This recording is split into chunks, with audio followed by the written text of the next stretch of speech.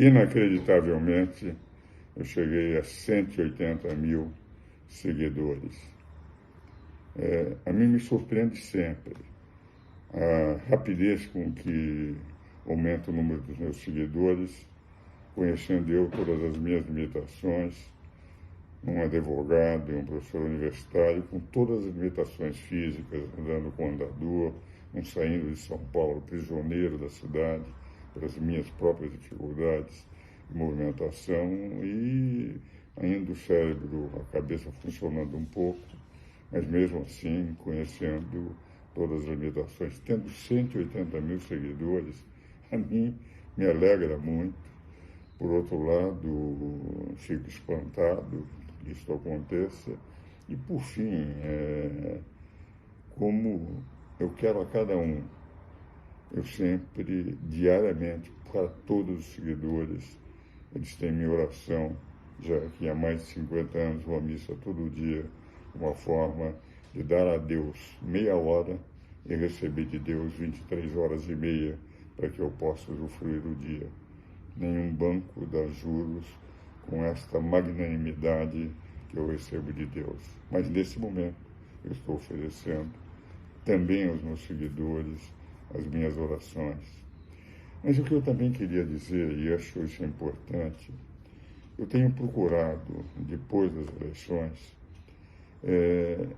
fazer com que nós pensemos em saber retroceder para depois recuperar.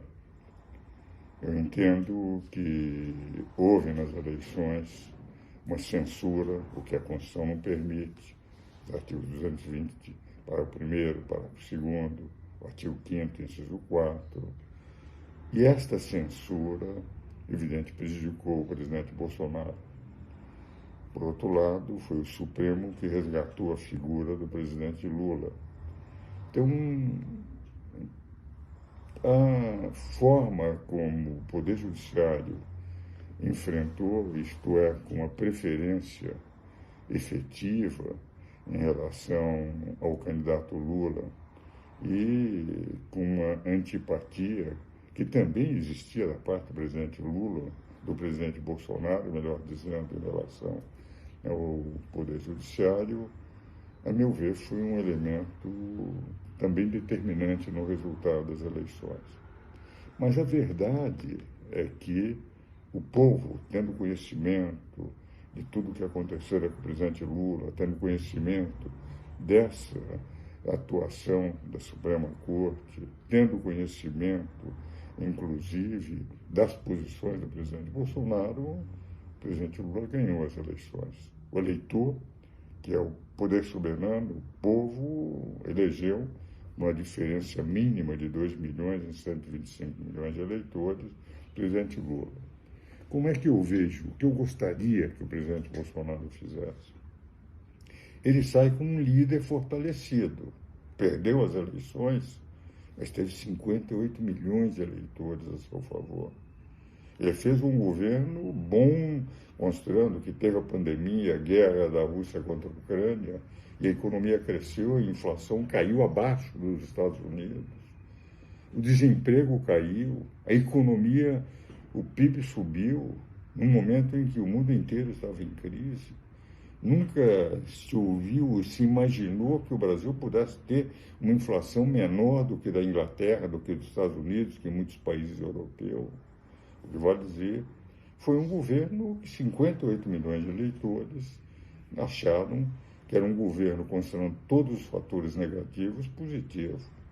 Olha, ele é uma força que pode ser uma força agora, se ele assumir a liderança efetiva daqueles que não votaram no presidente Lula, fazer uma oposição responsável. E a oposição responsável é afastar aqueles radicais que, na verdade, falam em golpes de Estado, etc., porque não há espaço na Constituição para isso. Só poderia haver se tivesse uma fraude sistêmica, que não houve, de tal maneira que foi à vontade do eleitor. Ele pode agora assumir com responsabilidade e para o bem do Brasil uma oposição capaz de não permitir distorções por parte compactuo vendo o presidente Lula.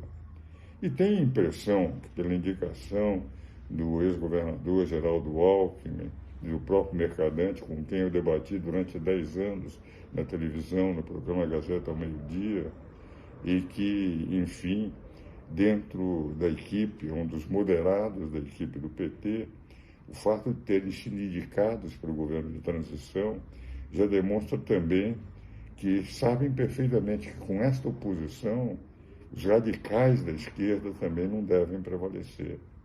Então, como eu gostaria, como eu imaginaria, nesse momento em que se perdeu a eleição por apenas 2 milhões de votos, que ele, o presidente Bolsonaro, que é indiscutivelmente um líder, senão não teria 58 milhões de votos, nunca houve uma diferença tão pequena para um presidente que ganhou a eleição, se transformasse no grande símbolo da oposição e num símbolo de oposição responsável. E com o que o presidente Lula eleito teria também a cautela. Se pudéssemos afastar os radicais dos dois lados, para que se pudesse ter a possibilidade de um governo com uma liderança do presidente Bolsonaro, poderia inclusive se cacifar novamente para as eleições de 2026, dependendo da sua atuação como oposição responsável, eu creio que nós poderíamos passar esse momento de turbulência com maior tranquilidade. Eu sou daqueles que sempre, com moderação na minha vida profissional, na minha vida de professor universitário, entendia que a democracia se faz com o diálogo. E tenho a impressão que se o presidente Bolsonaro, com esse cacife de 58 milhões de brasileiros, quase metade do eleitorado brasileiro tendo votado nele, e o presidente Lula tendo sido eleito por apenas 2 milhões, sabendo, portanto, que vai ter que governar para todo o Brasil, mas que quase metade do Brasil não está com ele, que se possa efetivamente encontrar uma boa solução. Eu vou continuar batendo nessa tecla. Esquecer o passado se perdeu. Houve, evidentemente, censura, houve esses aspectos, mas isso é coisa do passado, porque foi o eleitor que decidiu a eleição, aqueles que, evidentemente, votaram. E um presidente Bolsonaro, com esse cacife, com esse capital, pode efetivamente exercer uma liderança. Ele tem, talvez seja no momento da ala conservadora, o mais importante líder que se tem. Os outros desapareceram. Nenhuma tem a expressão que tem o presidente Bolsonaro, que faça uma oposição responsável sendo líder, com um estilo de liderança de oposição, com um estilo de poder dialogar sem transigir nos seus valores, que eu sei que ele não transigiria, com o que eu tinha a impressão que o Brasil se encaminharia para um governo em que a esquerdização radical não poderia ser implantada. Isso poderia realmente trabalhar por um Brasil caminhando para um centro em que os conservadores tivessem também voz, porque numa democracia tem que se respeitar as maiorias e as minorias. E quando as minorias são quase maioria, como aconteceu nessa eleição, esse respeito tem que ser maior. Nesta tecla, nesses meus 87 anos, não sei quanto tempo Deus ainda me dará, e aqui continuar, eu continuarei batendo.